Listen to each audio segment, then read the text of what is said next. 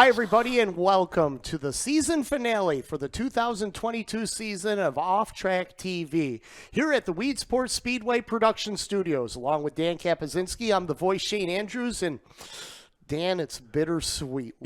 The last one of the season. Yeah, it's hard to believe it. We always kid about, this being the fastest 30 minutes in television. Really, this is one of the fastest racing seasons in general that I can remember in a long time. It's hard to believe we're finally here at this last episode. Well, we appreciate everybody tuning in. Of course, you can find us on info@weedsportproductions.com. You can like us on Facebook.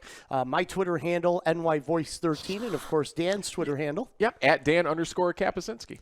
Dan, the racing season here in the Northeast is pretty much wrapped up, and the season for the Super Dirt Car Series Big Block Modifieds coming to a conclusion last weekend at the dirt track in Charlotte with the World Finals. Let's take a look. 3 nights this year for the Super Dirt Car Series Big Block Modifieds. 40 cars making their way down to the dirt track. Yeah, I thought the expansion of the entire weekend was a hit across the board and giving these big block modified drivers yet another chance to run for some big money at the end of the season. And Shane, it was great here early on, especially the first couple nights, to see Eric Rudolph bouncing back and really having a good start to his weekend. Absolutely, running that throwback paint scheme that he ran at Super Dirt Week 50 as the Matt Williamson number 88, who's been awfully strong in 2022 as well, able to grab the lead, but the caution would slow them down. Actually, that a battle for position as Brett Hearn came to a stop. Rudolph had the lead when the caution came back out, took the spot back away, and Williamson still right there to challenge. Yeah, you could tell Williamson in that 88 machine kind of lurking here in the late stages of this one. Finally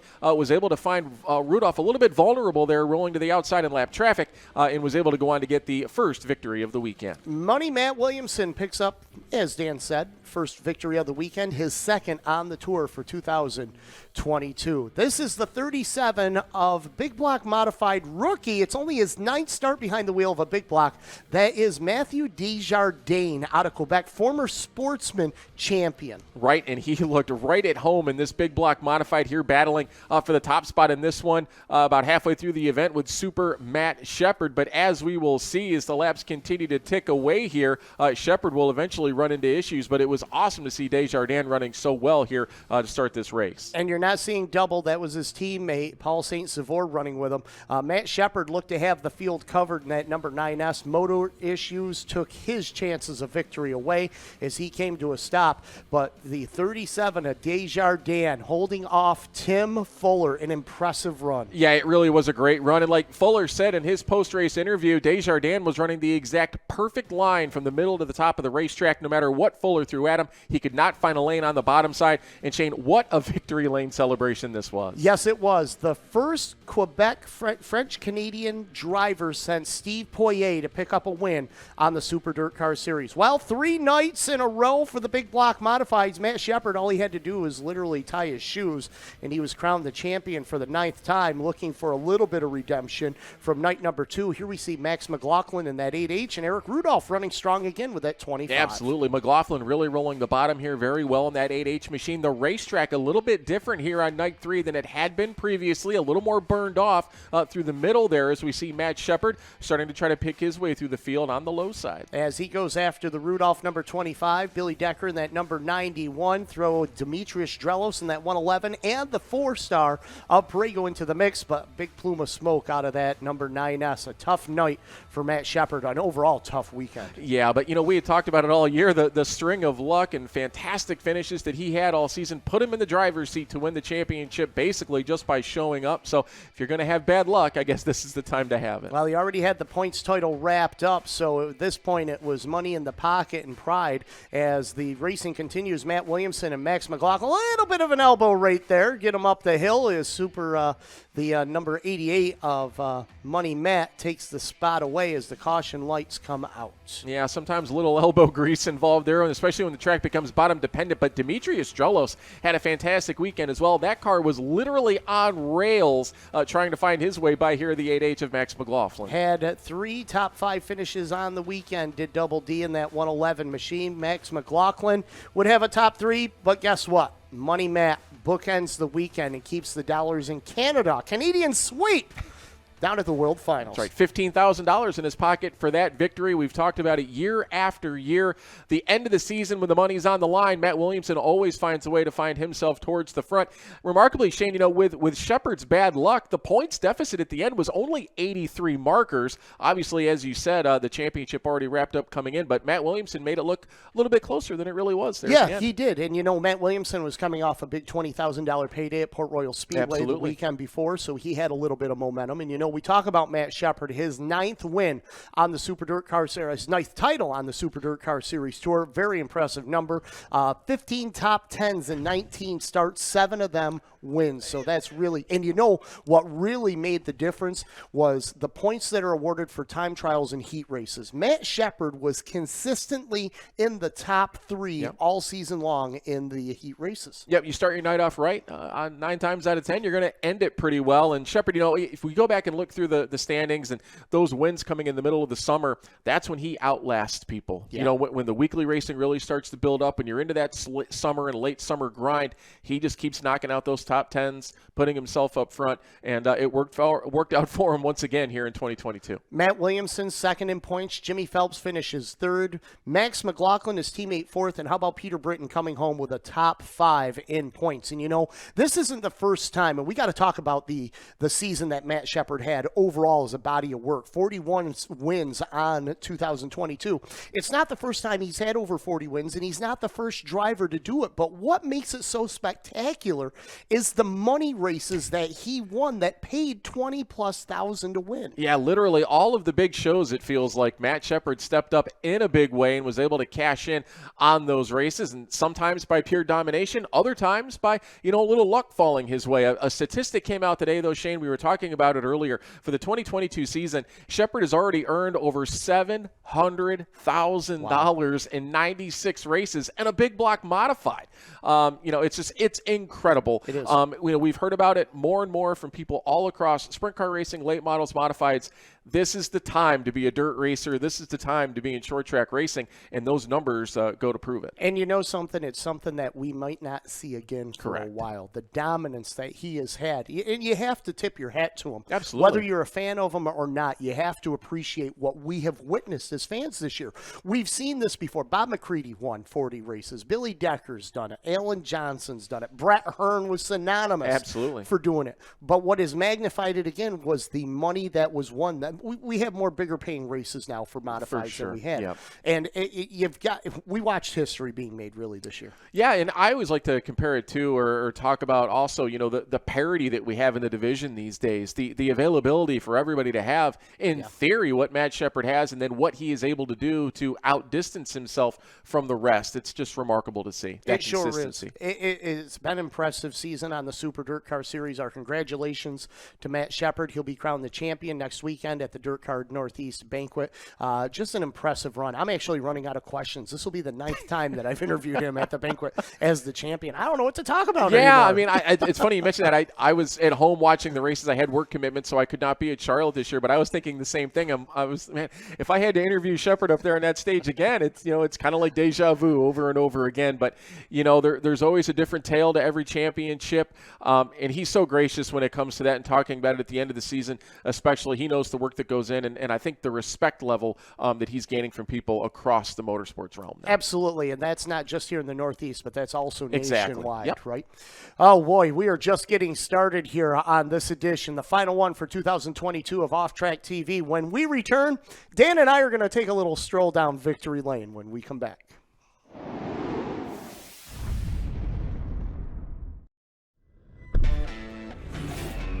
Make way for the first ever Chevy Silverado CR2.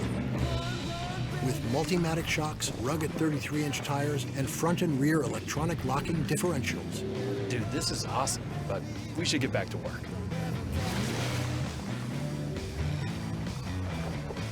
This good? Perfect. If you're going to work remote, work remote. Find new workspaces. See your Central New York Chevy dealers. Weed Sport Productions is the live video production company that you need at your next event. Our mobile production truck is outfitted with the most advanced broadcast equipment in the industry. Weed Sport Productions covers racing, live sporting events, corporate events, and concerts. We can broadcast your event live, stream it to the internet, or produce an exciting in-venue experience for your audience. Visit WheatSportProductions.com now to learn more.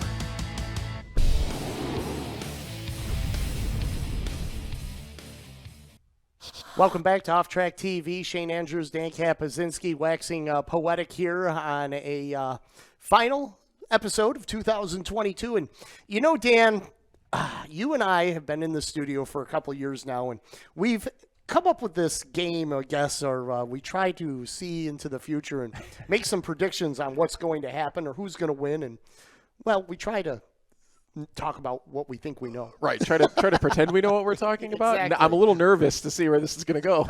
Well, we've tried to make some predictions about what would happen, and Brett Moses, our producer, has put together a little clip about our predictions from last year for 2022. Let's see how this turned out. All right, Summer Sam 10 asked, what are your predictions for 2022?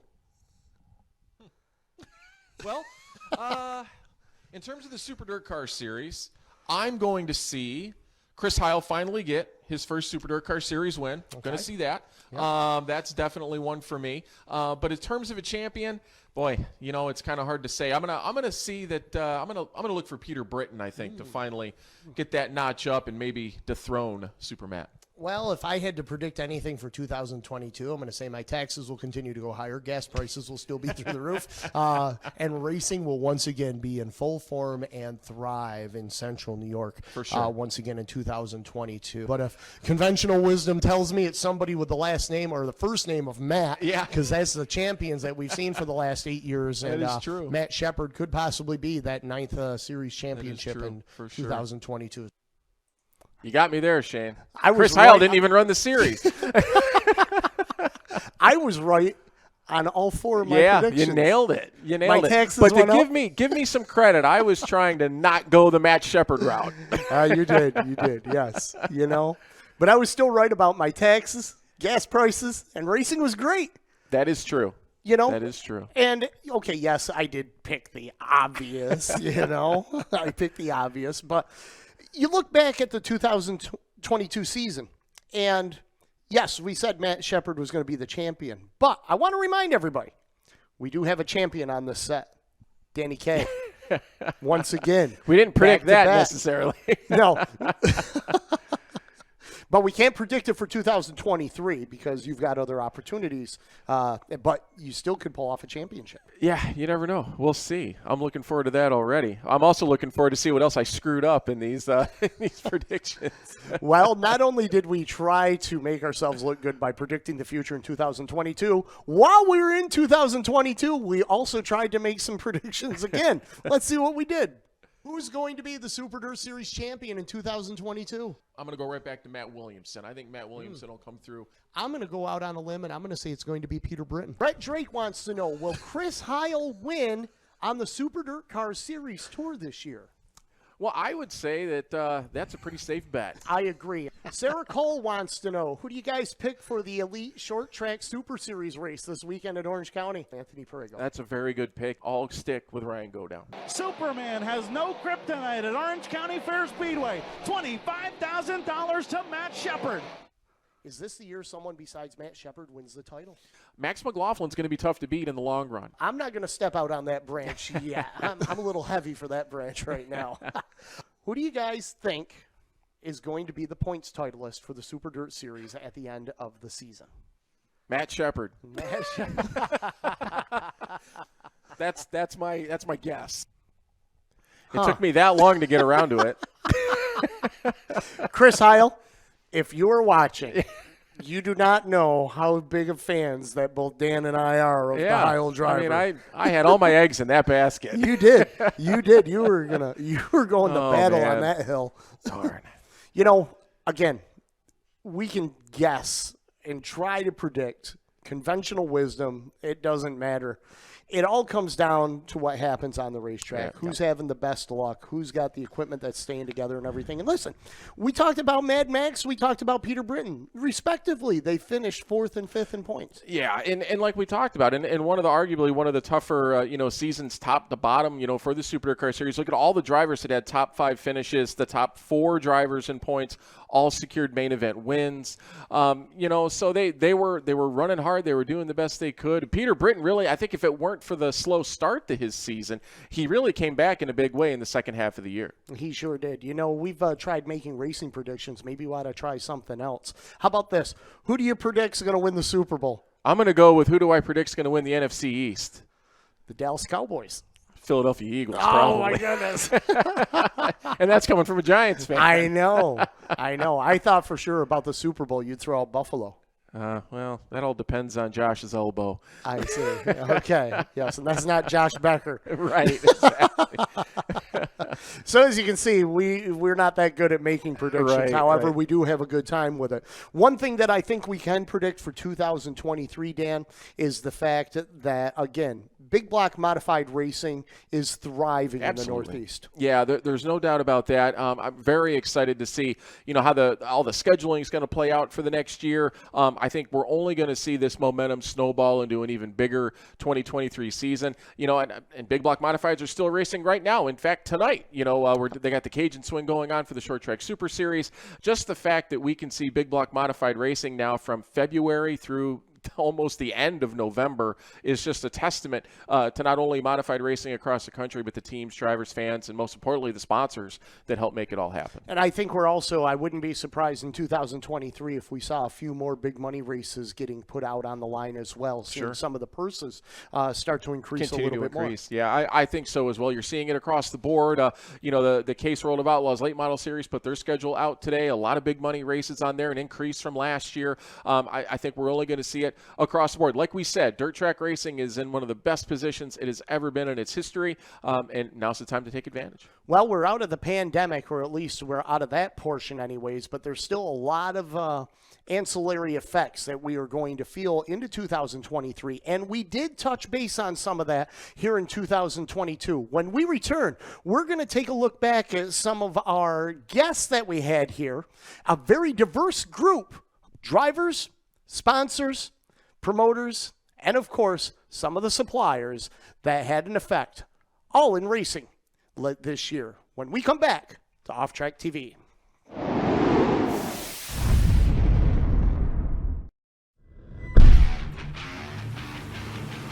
Weed Sports Speedway is home of the fastest cars and biggest stars. With over $1 million in recent upgrades, our fans know this is the premier race destination in the Northeast. The fan experience is at the forefront of everything we do. LED light shows, luxury suites, premium stadium seating, and a 27-foot HD video display to engage and entertain fans. And by the way, our fans? Yeah, our fans kick ass. They are committed and loyal. They bring their families to races. They consistently engage with us over social media, on our website, and tune into our incredible productions airing on national TV and streaming online. This year features an exciting season of events. It's a blast to go fast. Want to talk to a growing audience and next-generation fans? Customized sponsorship opportunities make it super easy. We have event sponsorships, product sponsorships, digital billboards, web, social, digital ads, race day displays and signage, booths and promotions. Video opportunities both in venue, on national TV, and streaming online. The drivers, the excitement, the speed. The Port Burgers are why fans show up. At Weed Sports Speedway, our venue and production are the reason they keep coming back. Be a part of the best season yet.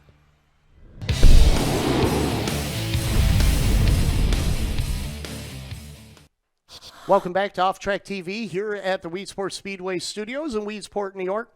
Dan, this season we had a diverse group of guests. We had some of the best conversations with some of the best people in racing here when we had our show on. Yeah, Brett and I were actually talking earlier. It was the pandemic kind of gave us the opportunity to utilize some more technology that we hadn't used before, and we were able to reach out to more guests, honestly, than we've ever had on the program before. Very diverse cast, as you said, and really afforded us the opportunity to talk to some great people and talk about some amazing topics. And it also gave us some new perspective on some different avenues in racing and how it affects the world of short track racing here in the Northeast. Yeah, I mean, we saw in the last 2 years, certain aspects of the sport that we, never thought could be an issue, never thought would be an issue. I never really thought it would be a problem to find tires. There's tires everywhere, right? Well, we ran into that this year, and but it was a fantastic way to get perspective on that and try to relay to the fans, where these issues were coming from, how we were working to try and better them, and what the prognosis was going to be in the future. So let's take a little bit of a look back. We talked about the supply chain and how that affected racing here in the Northeast. As far as tires, I would normally start the year off with 50 brand new tires in the rack. And then, when it got down about 20, we'd go get another load of them. Right now, we get 4, and if we're lucky, we get 6 as a traveling big block, team. But it's going to be, you have to conserve your stuff. We've been able to acquire the needed raw materials to produce tires. That really hasn't been a disruption for us in production. It really hasn't caused a slowdown. But the biggest thing for us, Shane, is coming out of this pandemic, is simply building up our workforce, just increasing the manpower to get our daily production numbers up on all the different types of tires that we produce. Look at that Cherokee race in a whole. Everybody who's going to get to the front in that race kind of got to the front. I mean, if it would have went obviously 52 laps, we wouldn't have made it. I mean, we had about another lap or 2 left in our tire. But then you get to come, a lot of cautions. And would that have been a good race? That would have been a good race? I don't know. But, I mean, in 50 laps, even on a 100-lapper, you kind of see usually the front runners are going to be 1, 2, 3. Now, that might change a little bit, but most of the time that's where it's going to be anyway. But, we still have to be patient, right? Even at 50-lapper, you can't go hard for 1 through 50. It's never going to happen. We try to take it easy and get ourselves in a relatively comfortable spot and keep plugging forward. And then, at the second half of the race, try to pour it on and make sure you got something left. And a big thanks to Mike Payne, car owner of the number 7Z that his son Zach drives, and Neil Kalman with Hoosier Racing Tire, and Ryan Godown, chauffeur of the number 26 Big Block Modified, for taking time to talk to us. And, tires, like you mentioned, Dan, were the big issue, but it was other components. Steering boxes are still on back order for a lot of places and manufacturers. Yeah, and a lot of teams still having issues, on engine builds, getting the things that they need to get engines from suppliers, even at this stage of the game. So, but what's remarkable to me, and I, looking back at those interviews, it reminded me, I remember us sitting up here before some of these interviews took place with genuine concern as to how far through the season we could go. At the time, we were concerned, well, maybe we're only going to get through midsummer and it's really going to cause some disruption.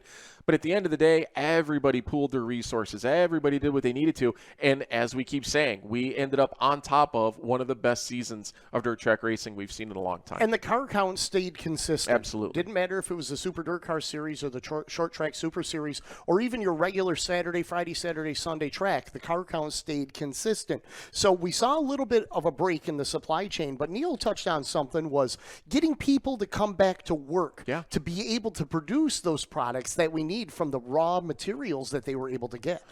Yeah, we've heard of workforce issues at businesses all across the country. I see it, the credit union work that we do. Again, hiring can be an issue. So it was just a societal thing that everybody had to work through and try to get everything working back again. And fortunately, on the racing side of things, we were able to keep things trucking and get through a fantastic year. Through the entire pandemic over the last couple of years, one item that has come to the forefront and has been a hot topic of conversation for promoters, track owners, and operators throughout the United States is streaming. One of the owners that has really grasped streaming is Paul Cole. Here's what he had to say. Since we went to the free streaming platform, our attendance has gone up over 20 to 25%. On weeks when we thought we should be struggling, the numbers have actually come up. Even the nights when it's going to rain, our numbers have still come up. So it's the proven point is if you get your product in front of more customers are available to come see it. And by doing that, we've attracted a lot more advertisers to help cover that cost. And, it's only making more money for everybody and more opportunities for everybody. It's putting better sponsors on the race cars and the race teams. It's putting better sponsors and more money into the billboards, providing more fans. Our concessions are doing more. All those things are benefiting. Paul Cole, the promoter of the Land of Legends Raceway in Canandaigua, New York, has wrapped his arms around the streaming. And as you heard and we've seen when we went to the Land of Legends Raceway, it's paying off dividends. Yeah, it sure has because of what you just said. They wrap their arms around it. They fully embrace it. They use it as a way to enhance the fan experience at the racetrack as well with the screens that they have in the infield, the fantastic pre-pro work that they do. Stephen Ovens does a great job. Art Rorick on that staff. You can't just simply turn on your feed and hope that people are going to enjoy it. It's all about the total experience, and Paul and his team have done a fantastic job. And it was free. Right. There was no charge for it. I forget about that. Really, there's no charge for it.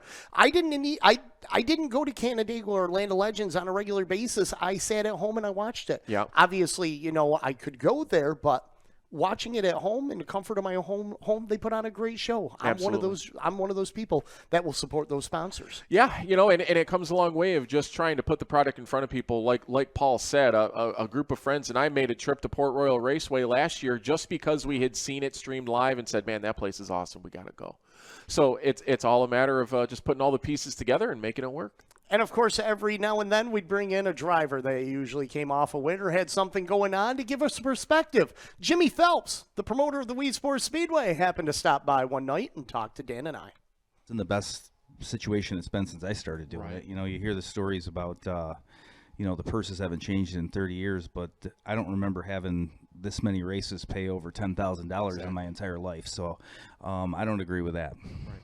We're all in a tough spot in the world in general of getting parts and be able to get stuff. So it just helps. We don't take a dime in our pocket, right? It all goes back in the race team. So really all it does is allow us to prepare a little better for some more races in the future here going forward. And it just makes, financially it makes it easier.